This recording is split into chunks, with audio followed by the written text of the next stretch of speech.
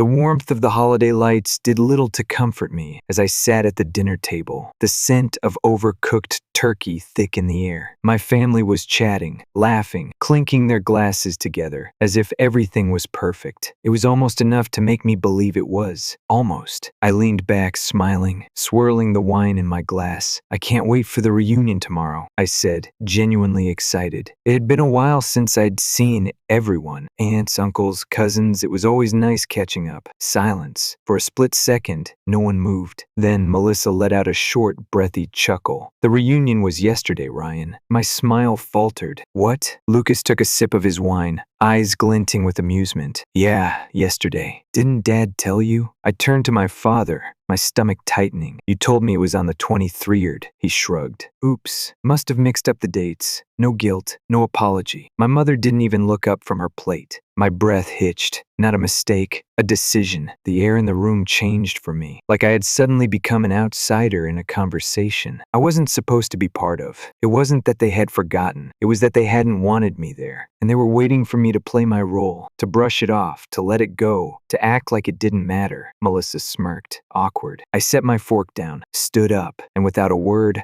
I walked out. The cold hit me the moment I stepped outside. A sharp winter breeze cut through my sweater, but I welcomed it. I needed the sting, the bite of reality to remind me this wasn't some bad dream. I had been excluded, deliberately. The first pulled out my phone, scrolling through my messages. Nothing. No missed calls. No last-minute texts saying, hey, where are you? Not even a lazy, half-hearted wish you were here. They had planned this. Melissa, Lucas, my mother, my father, all of them. I let out a slow breath, watching the mist curl in the air in front of me. I should have seen this coming. Years of favoritism, of being treated like the outsider. It wasn't about anything I had done wrong. It was about what I had done right. I had worked my ass off, gotten out, built something for myself, and somehow that made me the enemy. I should have walked away for good, gotten in my car, driven home, and cut them out of my life right then and there. But I didn't, because I wanted to see how far they would take this. I turned back toward the house, my fingers numb, my heart colder than the air around me. Through the window, I could see them still at the table, still laughing, still pretending like nothing had happened. Fine. I pushed open the door, hung up my coat, and walked back into the dining room, sliding into my chair as if I had only stepped out for a breath of fresh air. Lucas raised an eyebrow. Thought you left. I met his gaze, my face unreadable. Why would I? It's just a silly mix-up, right? Melissa gave me a slow, knowing smile. Of course, just a little mistake. I twirled my fork between my fingers, my expression calm. If they thought I was going to let this go, they had another thing coming. The room felt smaller now, warmer. Not in a comforting way, but in the suffocating way that made you realize just how little air was left to breathe. I could feel their eyes flicking toward me, gauging my reaction, waiting for me to drop it. I wasn't going to. I cut into my food slowly, deliberately, letting the silence stretch. You know, I said casually, spearing a bite of turkey. It's kind of funny. Melissa, across from me, raised an eyebrow, feigning amusement. What is? I met her gaze. How you all managed to organize an entire family reunion, set a date, plan the food, send out invites, but somehow no one remembered to tell me. I tilted my head slightly, watching the flicker of unease flash across her face before she smoothed it over. Lucas let out a short, dismissive laugh. Come on, Ryan. It was an accident. A mix-up. You're making this a bigger deal than it is. I leaned back in my chair, resting my elbow on the table. A mix-up? I repeated, my voice light but sharp. That's what we're calling it? My father let out a long, suffering sigh, setting down his fork. Ryan, let's not do this. It's the holidays. Oh, now it was the holidays. I gave him a slow, measured nod. You're right, Dad. Let's not ruin the mood over something as small as forgetting your own son. Melissa smirked, swirling her wine. A little dramatic, don't you think? Dramatic. That word, that damn word. It was the same word they always used when I called them out. The same way they made it seem like I was the one overreacting. I set my knife down with a quiet clink. You're right, Melissa, I said, matching her tone. It's not a big deal, just a silly little oversight. I smiled, slow and deliberate, kind of like how I send money to all of you every month, and yet, somehow, I wasn't important enough to be at that table. The atmosphere shifted, subtle but immediate. My mother, who had been silent this whole time, finally looked up. My father sat a little straighter. Lucas stopped chewing, and Melissa, her smirk faltered for the briefest second before she recovered. "Ryan," my mother said, her voice saccharine sweet, like she was trying to soothe a wild animal. "We appreciate everything you do for the family." I cocked my head. "Do you?" She smiled, but it didn't reach her eyes. "Of course we do. We love you." I let out a soft chuckle. "You love what I do for you." A beat of silence. Melissa gave a tight laugh. "You're being ridiculous." I shrugged. "Am I? Let's do the math then." I held up a finger. "I help cover Dad's medical bills." Another finger. "I pay Mom's extra expenses when she asks." Another. "Lucas, I've helped you with rent when you were behind." And finally, I lifted the last one. "And Melissa, let's not pretend that new car of yours wasn't partially funded by me." She bristled, her grip tightening around her wine glass. "That's not." But somehow, I interrupted smoothly. I wasn't worth a single text message. Not even a "Hey, Ryan, wish you could be here." Lucas cleared his throat, shifting uncomfortably. "Look, man, it's not like that. You're making this into something it's not." I nodded thoughtfully. "You're right. It's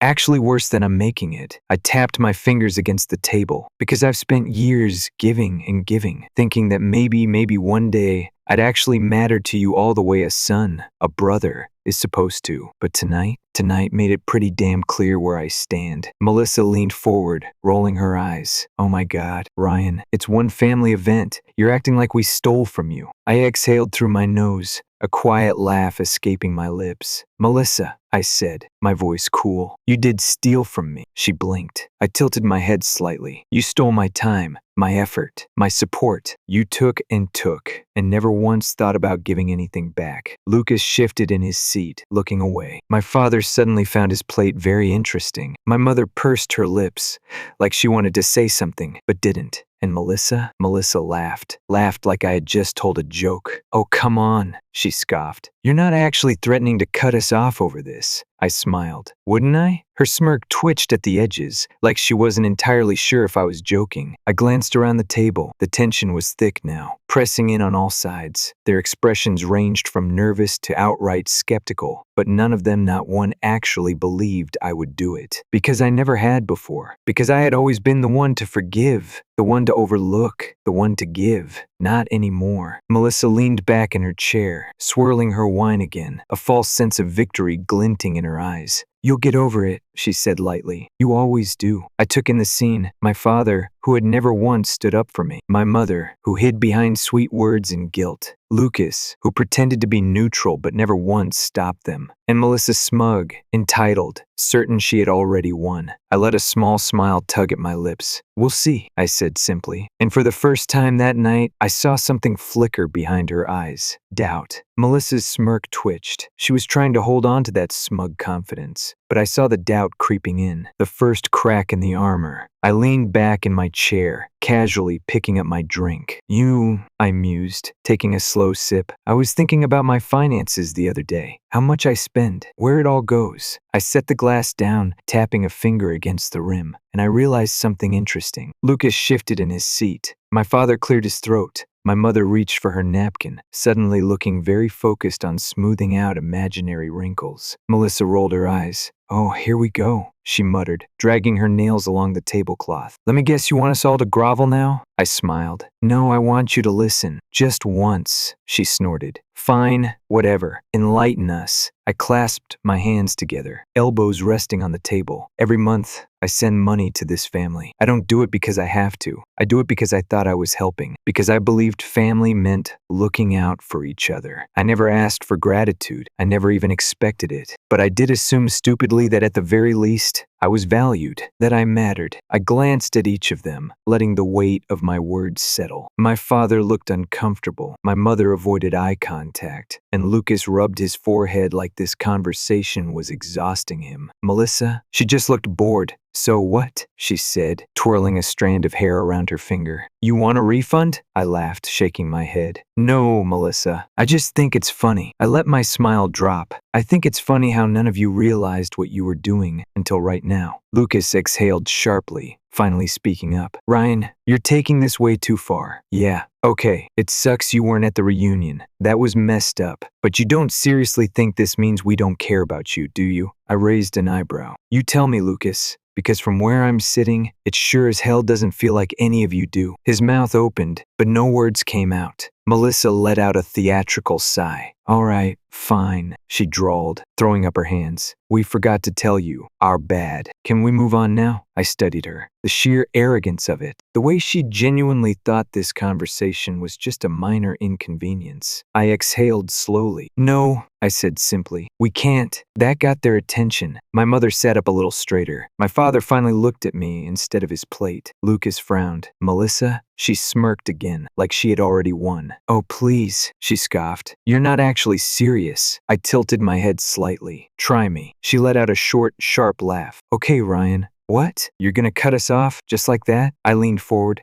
That's exactly what I'm saying. Silence. For the first time that night, Melissa didn't have a quick response. Lucas sat up, looking between us. Wait, you mean like you're actually serious? Dead serious. My father sighed, pinching the bridge of his nose. Ryan, be reasonable. I looked at him, unimpressed. You mean like how you were all reasonable when you planned an entire event without me? That's different, my mother said quickly. How? I asked. Make it make sense, Mom. Explain it to me. She pursed her lips but said nothing. Melissa folded her arms, her confidence slipping. Okay, Ryan, come on, she said, trying to sound amused, but I caught the hint of unease. You're not going to stop supporting us over a dumb reunion, I shrugged. It's not just about the reunion, Melissa. It's about everything. The years of being treated like I was somehow less just because I made something of myself. The comments, the digs, the constant expectation that I'll always be there to clean up your messes. This was just the final push I needed to wake up. Lucas let out a nervous chuckle. All right, man, you got your point across. No need to be dramatic. There it was again. That word, dramatic. I let out a quiet laugh, shaking my head. You all really don't get it, do you? I stood up, pushing my chair back slowly. This isn't me trying to prove anything. This is me being done, Melissa scoffed, standing up as well. No, you're not done, she said, her voice sharper now. Because you need us just as much as we need you. I blinked, then laughed. Melissa,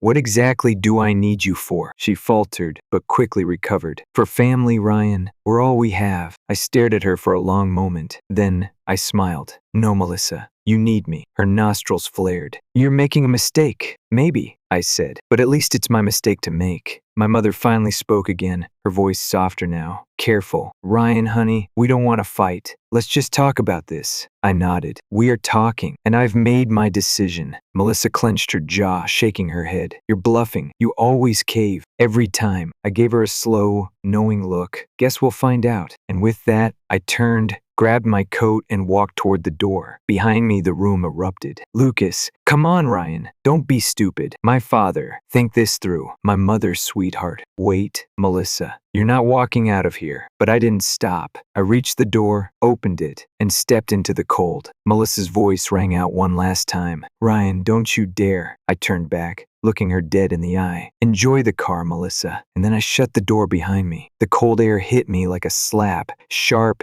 and unforgiving. But for the first time in years, I welcomed it. I didn't rush to my car. I didn't storm off in a fury. Instead, I walked slow and deliberate because I wanted them to feel it, the finality of it. My phone vibrated in my pocket once, twice. Then again, I smirked. That didn't take long. I climbed into my car, shut the door, and let out a breath. The house loomed behind me, glowing with warm lights and laughter like nothing had happened. Like I hadn't just shattered the illusion they had all been clinging to. I pulled out my phone. Missed calls 5. Mom missed calls 3. Lucas new messages. Melissa. Mom. Lucas. I tapped the screen, opening Melissa's first. Okay, very funny. You made your point. Can you send the money now? I let out a short laugh. Wow, she didn't even pretend to care first. The next one came just minutes later. Ryan, be serious. Don't be petty. Then another. You're being ridiculous. You wouldn't actually do this to your own family. I didn't respond, because I would. I scrolled to Mom's messages next. Ryan, please. Let's talk about this. You don't mean it. We love you.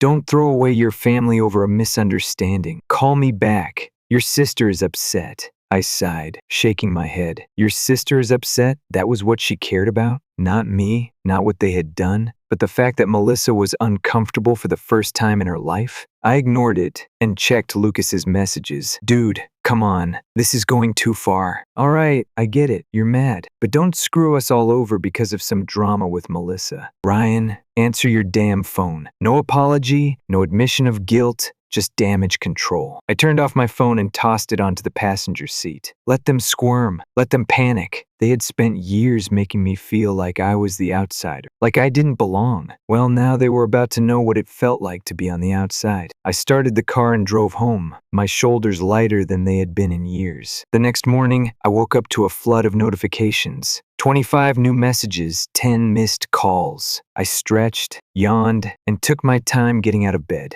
By the time I made myself coffee and sat down at the kitchen table, the calls had started again. My phone buzzed across the surface, vibrating angrily like it was trying to guilt me into answering. I didn't. I picked it up and scrolled through the messages instead. Melissa had officially shifted into panic mode. Ryan, answer me. This isn't funny. I swear to God, if you don't send the money today, I'll come to your house myself. I raised an eyebrow. Oh, a threat now? Then, right on cue, another message from Mom. Ryan, your sister's on her way over. Please don't be cruel to her. I smirked and took a slow sip of my coffee. Let her come. An hour later, the doorbell rang. I already knew who it was. I took my time walking to the door, letting her wait in the cold. When I finally opened it, Melissa stood there, arms crossed, coat unzipped despite the freezing wind. Her hair was a mess, her eyes wild. She looked stressed. I smiled. Melissa, what a surprise. She shoved past me, stepping inside. We need to talk. I shut the door behind her and turned, arms crossed. About what? She whirled around. Are you serious right now? Ryan, this isn't a joke. I need that money. I tilted my head. Why? Her jaw tightened. Because I already spent it. I let out a quiet chuckle. Ah, and whose fault is that? She threw up her hands. Ryan, come on. You always send it. How was I supposed to know you'd pull something like this? I leaned against the wall. Oh, so this is my fault. She scoffed. You're acting like I robbed you.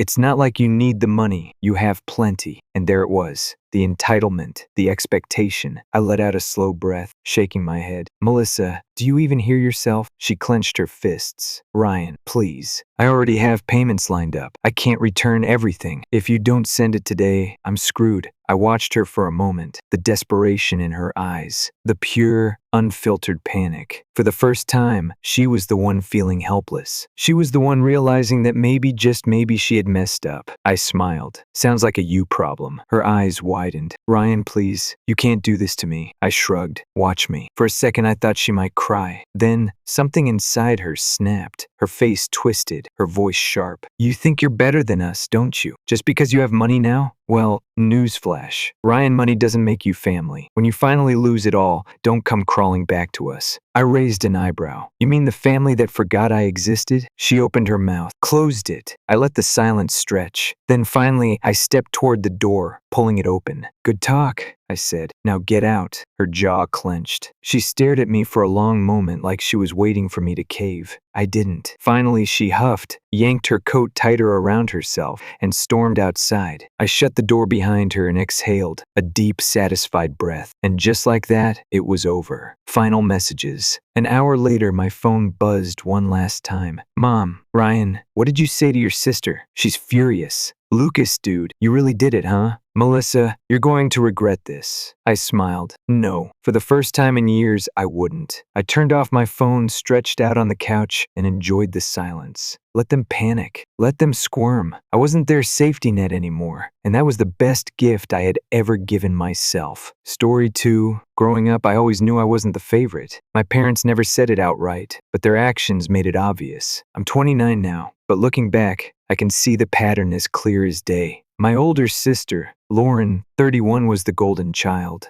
If I accidentally knocked over a glass, it was the end of the world. If Lauren broke something, oh, it happens. She didn't mean it. It started as small things. A scolding here, a disappointed look there. But as we got older, Lauren got smarter about it. She wasn't just the favorite. She made sure I was the scapegoat. When I was 8, she pulled off her first real setup. I had been saving a $20 bill from Christmas, stashed safely in my drawer. Then one day, Mom stormed into my room, holding the bill in her hand. "Why did you take this from my purse?" I was confused. I hadn't touched Mom's purse. But then Lauren spoke up, all wide-eyed and innocent. "I saw her take it this morning," she said. I was stunned into silence. Mom went through my backpack and, surprise, surprise, there it was. Lauren had planted it. I got grounded for a month. That night, as I sat on my bed, still trying to understand what had happened, Lauren strolled in with a smirk. "You're too easy," she whispered. "That was just the beginning. Every lost item, every broken vase, every missing piece of homework somehow, it was always my fault." Lauren knew how to manipulate the situation, and my parents never questioned her. By the time we hit our teens, she had perfected the art of making me look bad. She'd pick fights with me in a way that only I would end up looking like the aggressor. She'd say something cruel, something that dug deep, and when I finally snapped, she'd keep her voice calm while I lost mine. "See, she has anger issues," she'd say, and my parents believed her. Fast forward to adulthood, and Lauren hadn't changed. If anything, she had only gotten worse. She spun stories so well that I almost started to doubt my own memory. One time, at a family barbecue, she told everyone that I had exploded at her over something small. It never happened, but by the end of the night, my mom was looking at me like I was the villain. The last straw came a few months ago. We had a family gathering at my parents' house, and I thought everything had gone fine. I kept my distance from Lauren,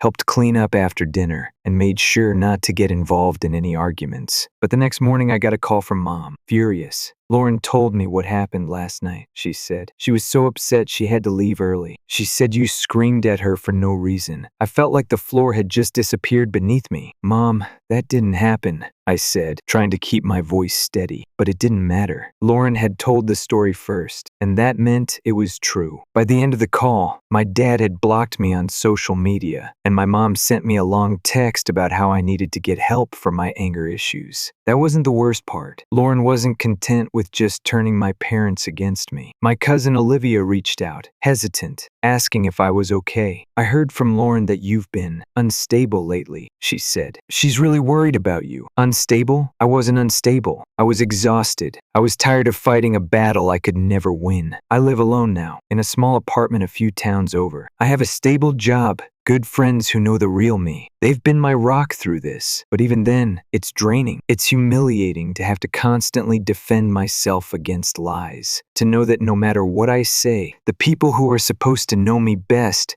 will always believe Lauren. And that's when I realized I couldn't just sit back and take it anymore. A few nights ago, I started going through old messages, trying to make sense of where things had gone so wrong. And that's when I noticed something patterns. Little inconsistencies in Lauren's stories. Moments where she slipped up and contradicted herself. I started taking screenshots, saving emails, organizing everything into a folder. If no one was going to believe my word, then I'd show them proof. This isn't just about clearing my name anymore. It's about taking my life back. Lauren has been telling people that I'm dangerous, that I'm a threat to myself and others. That's not just a lie, it's defamation. And I've decided I'm not going to let her destroy me any further. I've started documenting everything. Every text, every voicemail, every passive-aggressive social media post. I'm even looking into getting a recording device for when I have to deal with her in person. My friends are supportive, even suggesting I talk to a lawyer if it comes to that. One of them joked that I should write a book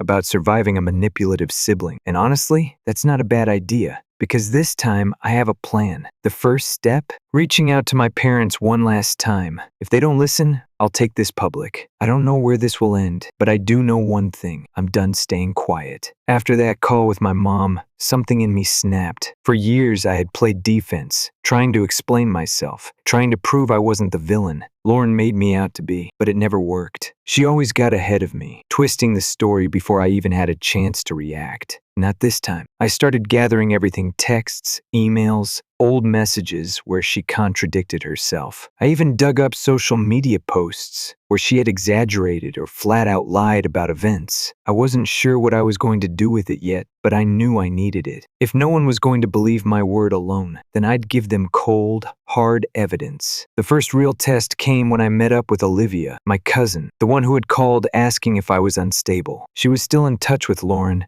but she was also one of the only family members who hadn't fully cut me off yet. I figured she might know what Lauren had been saying about me lately. At first, Olivia was hesitant. "I don't want to get involved in whatever's going on between you two," she said. I understood that. No one wanted to be in the middle of family drama, but I also knew she had been hearing Lauren's side and not mine. So I told her everything. I explained how Lauren had been framing me for things since we were kids, how she manipulated situations to make me look bad, how she had convinced my parents I was unstable when I wasn't. I could see the doubt flicker across Olivia's face. Then she sighed and admitted, "Lauren does talk about you a lot. She makes it sound like she's worried about you. But now that I think about it, she always sounds a little too pleased when she says it." That was all the confirmation I needed. Lauren wasn't just lying to get me in trouble, she was enjoying it. A few days later, I ran into Lauren at a friend's birthday party. I hadn't expected her to be there, and for a second, I considered leaving. But then I thought about all the years I had let her control the narrative. I wasn't going to run this time, so I stayed, and Lauren, being Lauren, didn't waste any time. She sauntered over, that smug look on her face, and started with the little jabs. "You know,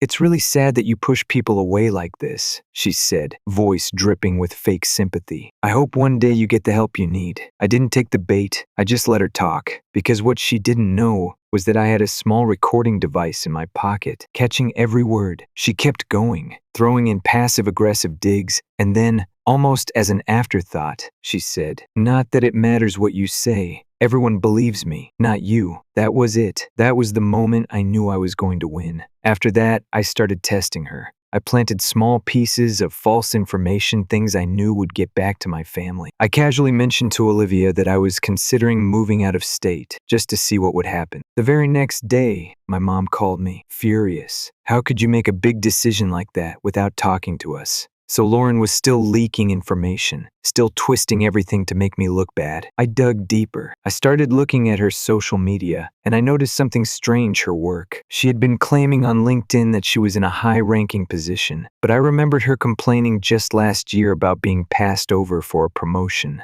I compared the dates on her supposed business trips with her Instagram posts and found pictures of her on a vacation during the exact same time. Lauren wasn't just lying about me. She was lying about her entire life. Armed with everything I had, I consulted a lawyer. I wasn't sure if what she was doing counted as defamation, but I wanted to know my options. My lawyer was cautious, but said I had a strong case if I could prove her lies had actually harmed my reputation. Meanwhile, my Reddit post was gaining traction. People shared their own experiences with manipulative family members, and I realized just how many people had been in my position gaslit, blamed, made out to be the unstable one. The support was overwhelming. Some even suggested I go completely no contact with my family, but I wasn't ready for that. Not yet. Then, something huge happened. Olivia mentioned, almost casually, that Lauren had been telling people she was helping my parents financially. That was weird, because I knew for a fact Lauren's job wasn't stable. So, I did something I probably shouldn't have. I logged into my mom's email. I still remembered her password from years ago, when she asked me to help her set up her phone. I wasn't sure what I was looking for, but I found it quickly: emails from Lauren, asking for money. Over the past 2 years, Lauren had been convincing my parents she needed financial help, claiming emergencies like medical bills and car repairs. But attached to one of the emails were fake invoices. One from a hospital that didn't even exist, another from a mechanic with no real contact information. Then, I checked Lauren's Instagram again. On the same day she had supposedly been bedridden from a medical emergency, she had posted pictures from a beach vacation. She was scamming them. I compiled everything: the emails, the invoices, the vacation photos, and sent an anonymous email to my parents, attaching all the evidence. I didn't sign my name. I just let the truth speak for itself. Within hours, my mom called me, her voice shaking. "How could you do this?" she demanded. "Why would you fake all of this just to hurt your sister?" My dad, though, was quiet. I could tell he was starting to put the pieces together. The next day, Olivia called me. Apparently, my parents had confronted Lauren about the email, and she had completely lost it, claiming I had hacked her accounts and fabricated everything. Then she did what she always did. She went on a campaign to discredit me. She called family members, told them I was out of control, claimed I had been stalking her and trying to ruin her life, and, of course, some of them believed her.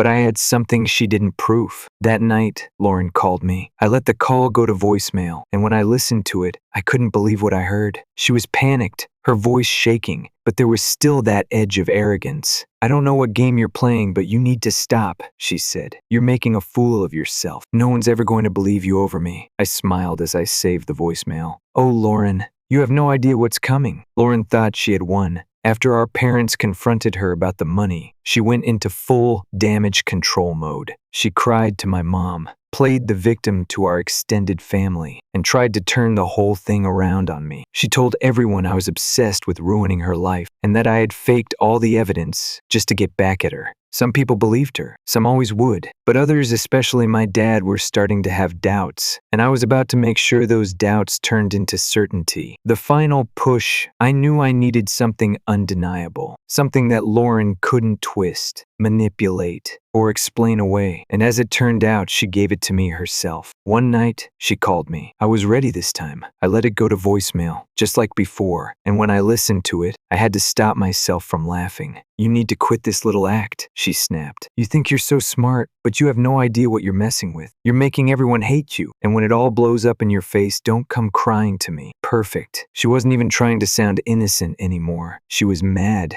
scared even. I saved the voicemail, added it to my growing pile of evidence, and decided it was time to go all in. The family showdown. A week later, my parents invited me to dinner. My dad was the one who called, which was surprising. He had been silent for weeks, probably wrestling with the truth. My mom, on the other hand, was still deep in denial, convinced Lauren was just misunderstood. I had a feeling Lauren would be there too. Good. When I walked in, she was already sitting at the table, arms crossed, looking like she owned the place. My mom gave me a wary glance, like she was expecting me to start a fight. My dad just looked tired. I sat down, pulled out my phone, and calmly placed it on the table. "Before we start, I need you both to listen to something." I hit play. Lauren's voice filled the room. Her threats, her arrogance, the way she made it clear that she had been manipulating them for years. I watched as my dad's expression changed. His face went pale, his jaw clenched. My mom, though, shook her head. "This doesn't mean anything," she insisted. She was just upset. I cut her off. "No, Mom, this is proof, and I have more." I pulled up the emails, the fake invoices, the money transfers. Then I showed them the photos Lauren had posted during her so-called medical emergencies. Dad exhaled sharply and ran a hand down his face. "Lauren,